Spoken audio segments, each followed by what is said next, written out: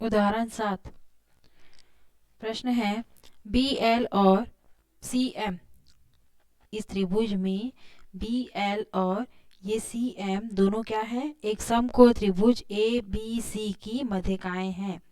C M और B L मध्यिकाएं हैं, ठीक है।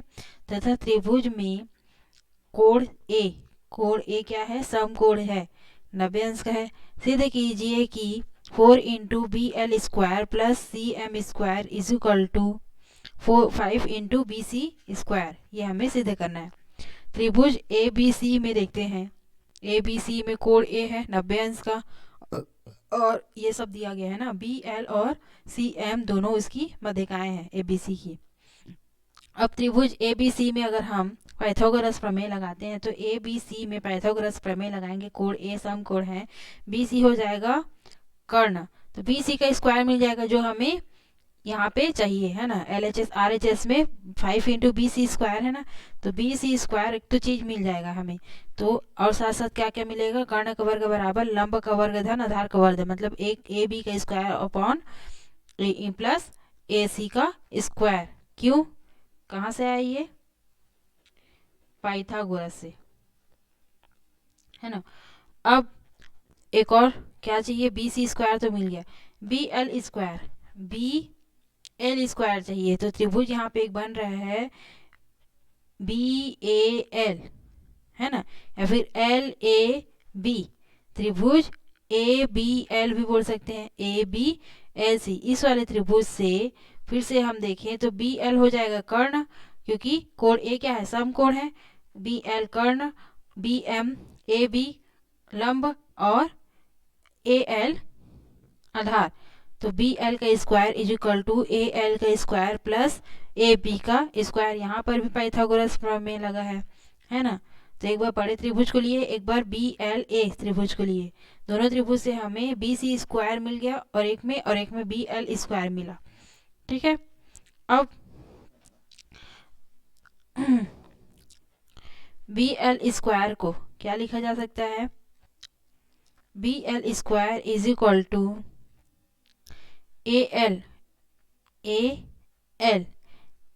एल क्या है, ए सी का आधा है ना, तो A L is equal to क्या लिखा जा सकता है, ए सी हाफ ऑफ ए सी, या फिर ए सी अपॉन 2 ए एल को लिखा जा सकता है, क्योंकि ए सी क्या है, ए सी का मध्य बिंदु है एल, है ना, मध्य बिंदु है क्योंकि मध्य का खींचा गया है, ए सी पर बी से मध्य का खींचा गया है, तो मध्य क्या है, मतलब कि ए एल सी एल और ए एल दोनों एक आपस में बराबर होंगे, ए एल बराबर होगा सी एल के, ठीक है। ए एल बराबर क्या लिखा जा सकता है, हाफ ऑफ ए सी, पूरे का आधा है, ये आधा है और ये आधा है पूरे का, तो हाफ ऑफ ए सी या फिर ए सी अपॉन 2 लिखा जा सकता है। यहाँ पे ए एल के जगह हम क्या लिख सकते हैं, हम ए सी अपॉन 2 का whole square plus A B का square, B L square is equal to, bracket open करने पे क्या मिला, A C square upon 4 plus A B का स्क्वायर, ठीक है।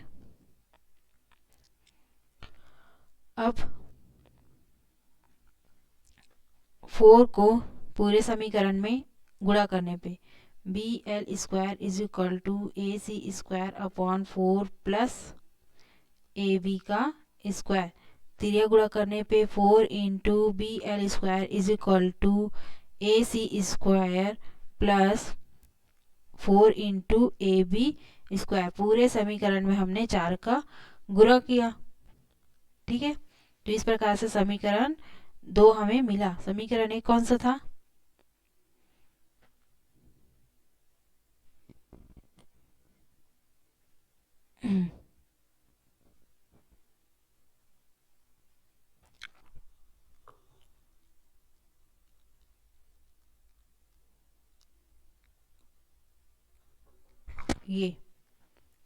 ये हमारा समीकरण 1, ये हो गया समीकरण 2, ठीक है।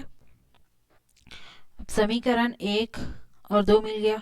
अब त्रिभुज आएंगे ये वाले में, क्योंकि हमें सी एम स्क्वायर भी चाहिए, C M square. C M कहाँ है? ये यहाँ पे है ना। तो कौन सा वाला त्रिभुज? C M A. C M A से एक बार बी एल ए से देख लिए, अब एक बार सी एम ए त्रिभुज में देखेंगे। कोण ए क्या है? 90 डिग्री। तो सी एम हो जाएगा कर्ण, है ना। तो C M square is equal to लंब का वर्ग मतलब ए एम का स्क्वायर प्लस आधार का वर्ग ए सी का स्क्वायर, ये आएगा। पाइथागोरस प्रमेय फिर से लगा है। अब यहाँ पे ए सी का स्क्वायर या फिर ए एम के स्क्वायर को क्या लिखा जा सकता है? एम क्या है? बी और ए के बीच में मध्य बिंदु है, इस वजह से B M A B A M के स्क्वायर को क्या लिख सकते हैं? Half of A B square. A M क्या है? पूरे ए बी का आधा है ना। तो ए बी अपॉन 2 का whole square plus A C square. C M का स्क्वायर, सी एम का square is equal to A B का square upon 4 plus A C का स्क्वायर। फिर से उस पूरे समीकरण में 4 का गुणा करने पर इस प्रकार से हमें समीकरण मिलेगा।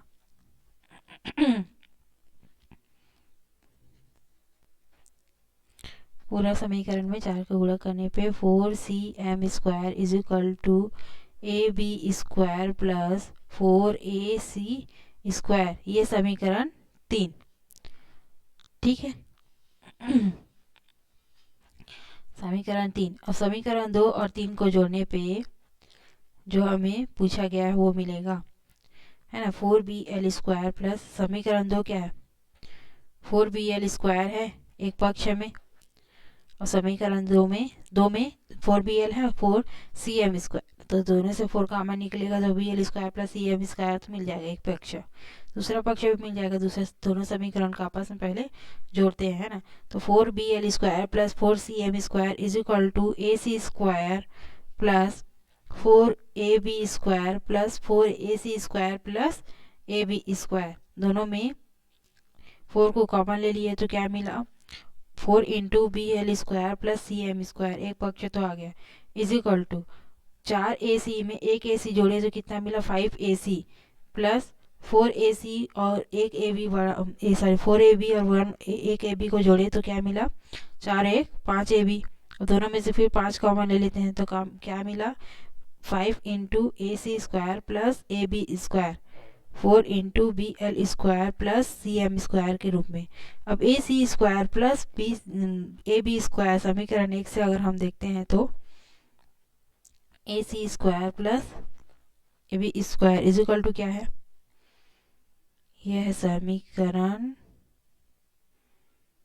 1। A C square plus A B square is equal to है बी सी स्क्वायर, ये तो लाना था 5 इंटू बी सी स्क्वायर।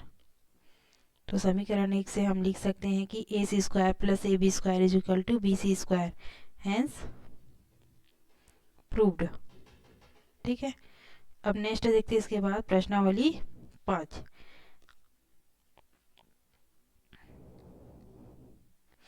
प्रश्नावली 5 का पहला प्रश्न दिया हुआ है, निम्नलिखित आकृतियों का कौन से युग्म समरूप नहीं है, ये हमें बताना है और क्यों।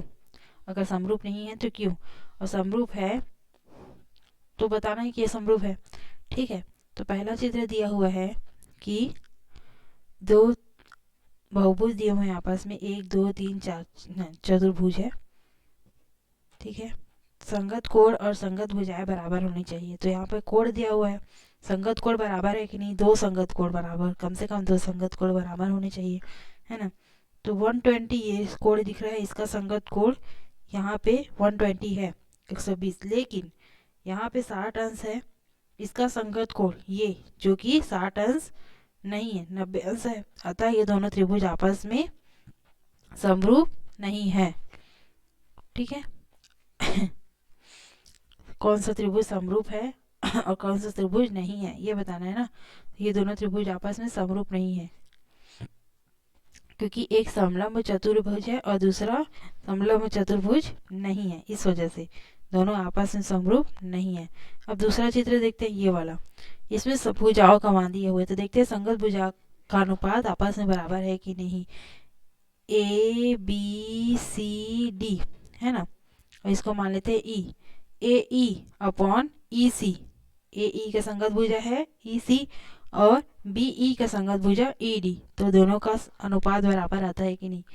ए E upon E C is equal to B E upon E D.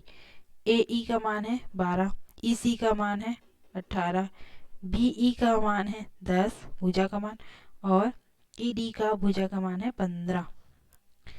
6 कम 6, 6 दूनी 12, 6 त्रिक 18, 5 दूनी 10, 5 दिया 15। हाँ, तो 2/3 बराबर 2/3। संगत भुजाओं का अनुपात क्या आ गया, बराबर है ना। तो इनकी संगत भुजाएं बराबर है, और एक कोण, ये जो कोण ए ई है दोनों में बन रहा है, तो एक कोण बराबर है ना। तो संगत भुजा बराबर है, दो भुजा बराबर है और एक कोण बराबर है, तो भुजा कोण भुजा समरूपता से ये दोनों आकृतियां आपस में समरूप हैं। ठीक है,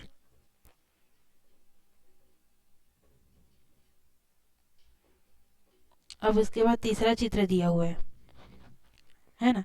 तीसरा आकृति में कोण दिया हुआ है, तो 100 यहाँ पे है, तो इसका संगत कोण ये जो बन रहा है A B C P Q R है ना। तो सी का संगत कोण जो आर है वो 100 नहीं है, और यहाँ पे ए का संगत कोण 100 दिया हुआ है, जो ए क्या है 100 नहीं है, इसमें कोण का मान ही नहीं दिया हुआ है ना। संगत कोण एक ही कोण का मान ज्ञात है, एक ही कोण का मान ज्ञात है, अतः अन्य कोणों की समानता के बारे में हम कुछ नहीं कर सकते। सिर्फ इसमें एक त्रिभुज में एक कोण का मान दिया हुआ है, दूसरे त्रिभुज में एक कोण का मान दिया हुआ है, तो हम दूसरे त्रिभुज के दूसरा कोण के मान में, और दूसरा इस वाले त्रिभुज के इस वाले कोण का मान के बारे में हमें नहीं पता, इस वजह से हम नहीं कह सकते कि ये समरूप होंगे, कुछ नहीं कह सकते। ठीक है, समरूपता के बारे में। उसके बाद दूसरा प्रश्न दिया हुआ है, मेघा ने दो समरूप पतंगे बनाई, दो पतंगे बनाई जो आपस में समरूप है। समरूप है मतलब संगत भुजाओं का अनुपात बराबर है। बड़ी पतंग का विकर्ण, इसको मान लेते हैं P, A B C D है ना, पी क्यू आर एस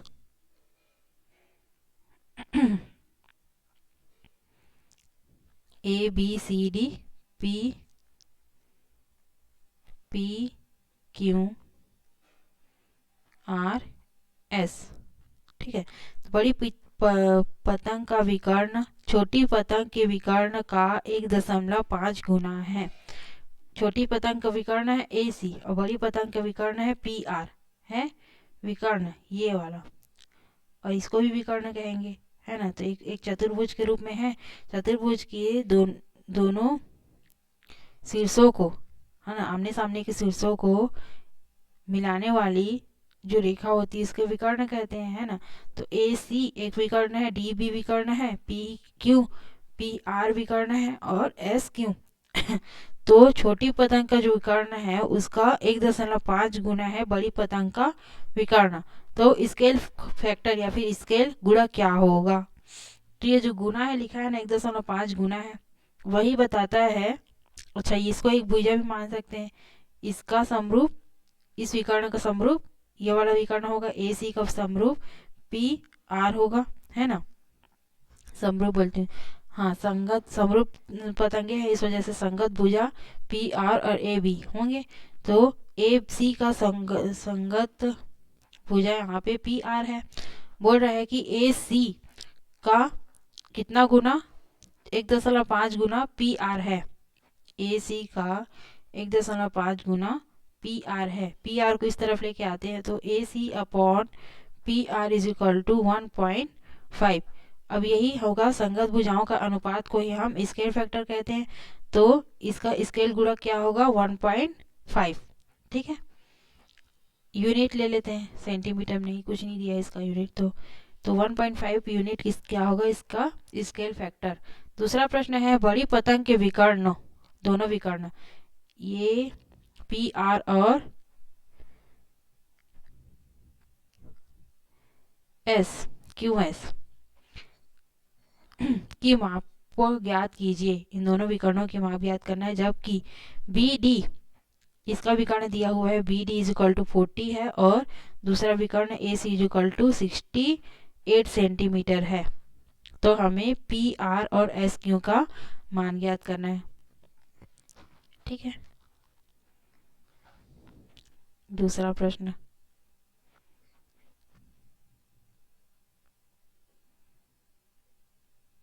छोटी पतंग है,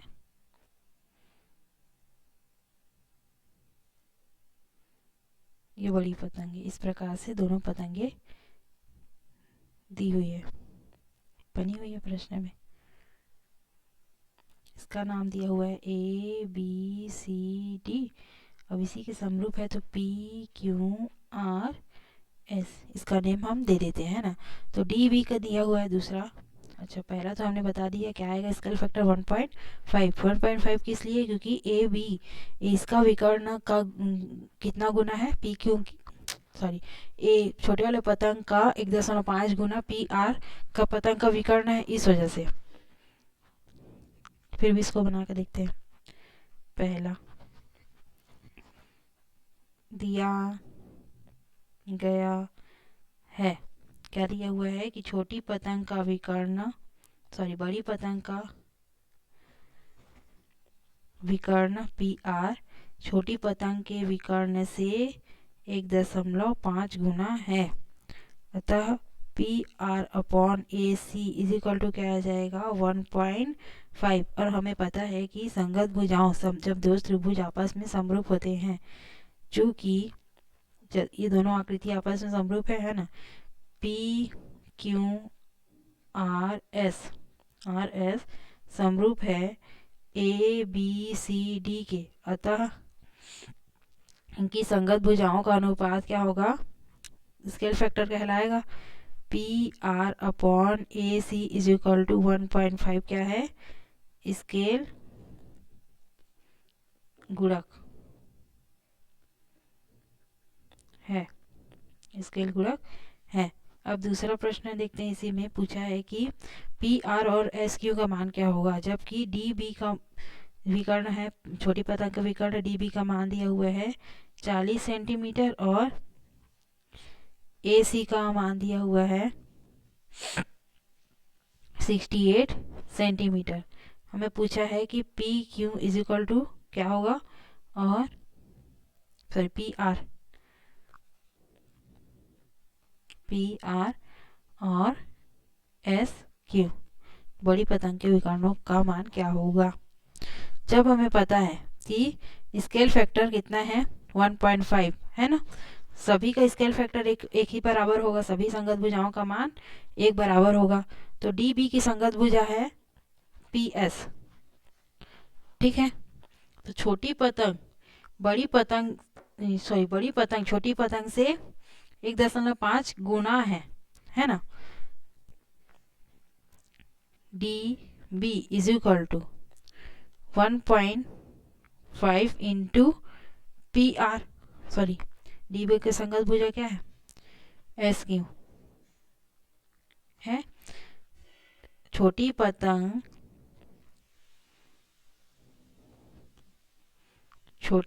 नहीं, बड़ी पतंग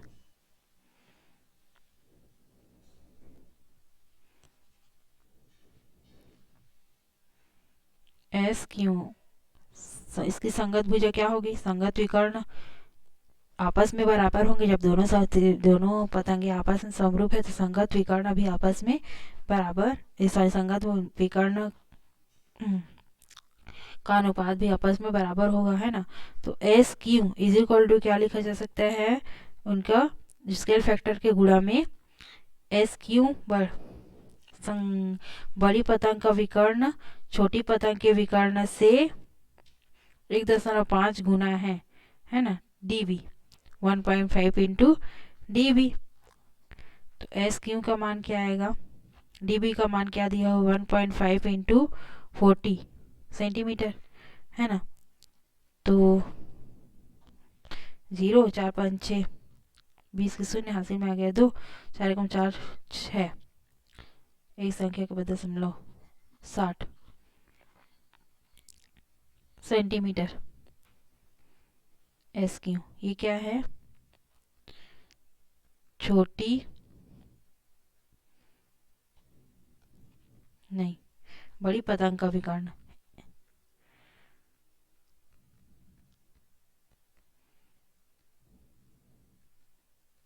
एक विकर्ण आया है ना, अब दूसरा विकर्ण निकालना है।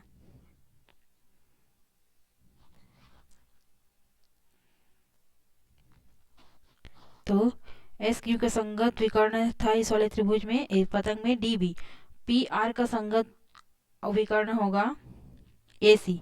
तो P R is equal to, P R जो पतंग है वो जो बड़ी वाले पतंग का विकर्ण, सॉरी बड़ी वाले पतंग छोटी वाले पतंग के विकर्ण से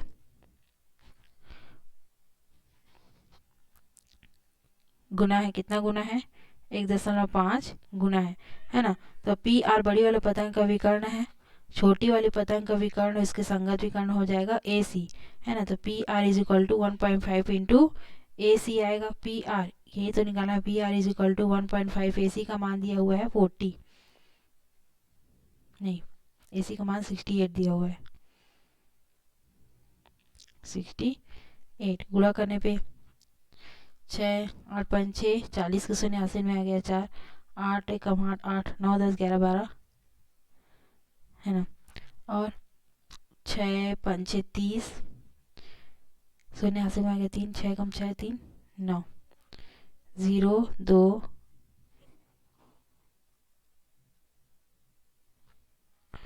10, एक संख्या के बाद दशमलव 102, 102 सेंटीमीटर।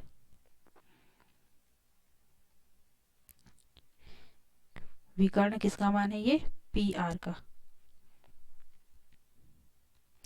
और ये वाला जो मान आया है वो एस क्यू का। यही दोनों लाना था आंसर। एस क्यू विकर्ण का मान लाना था और पी आर विकर्ण बड़ी वाली पतंगों के विकर्ण के मान हमें मिल गए। इस प्रकार से जब स्केल फैक्टर पता होता है तब हम, स्केल फैक्टर क्या होता है? सभी भुजाओं के लिए बराबर होता है ना। सभी संगत भुजाओं के विकर्ण के लिए आपस में बराबर होता है। इस प्रकार से दूसरा प्रश्न बनेगा। नेक्स्ट देखते हैं इसके बाद। तीसरा प्रश्न है, तीसरा चौथा पांचवा फिर छठवां सातवां आठवां नौवां 10वां, 10 प्रश्न है इस प्रश्नावली में। पहला और दूसरा हमने बना लिया, तीसरा को नेक्स्ट वीडियो में बनाएंगे।